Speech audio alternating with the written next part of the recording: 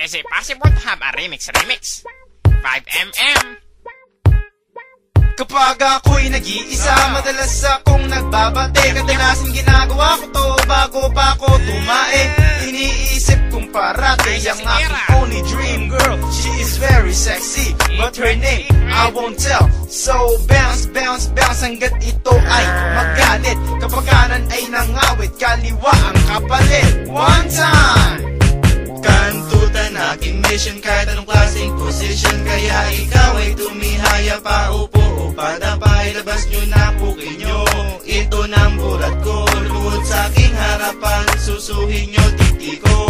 Araw ko na naman, taglibog na naman ako. Sino naman kayang popo ka mabibiktima ko? Dahil ang alaga ko ay di ko na pahayaw ko man aminin, tola ko ay kaong na. Ilang buwan na rin ako sa puke, nagjajeta. Kaya naman panay-panay pagjajakul sa kubeta. Babaeng maikama ko'y siguradong malalata. Sa pagbayo matutuyo ang puki niyang basa-basa.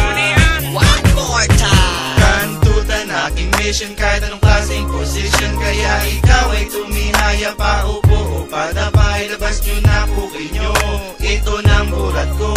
Luhod sa aking harapan, susuhin nyo titi ko. Sa tabi ng kabaret, may babaeng lukaret. Beching ko isang kabit, tagusan ng gampuwet. Titi ko'y tuwang-tuwa, puki niya'y magang-maga. Sa sobrang sarap, parang ayaw na pinirin pa. Lahat ng position ay gusto niya nang i-try. Never, never, never, never siyang nagdi-deny. Kung minsan masakit pag siya'y dry na dry. Sa laki ng nota ko, lagi siyang umaaray. Tikas, may gatas. Ano ba that means? Konting bilis. Fuck you, puro na kayo palad mo. Sa uulitin. Kantutan aking mission kahit anong klaseng position. Kaya ikaw ay tumihaya pa, upo o padapay. Labas nyo na pukin nyo, ito ng bulat ko. Luhod sa aking harapan, susuhin nyo titi ko. Kantutan aking mission kahit anong klaseng position. Kaya ikaw ay tumihaya pa, upo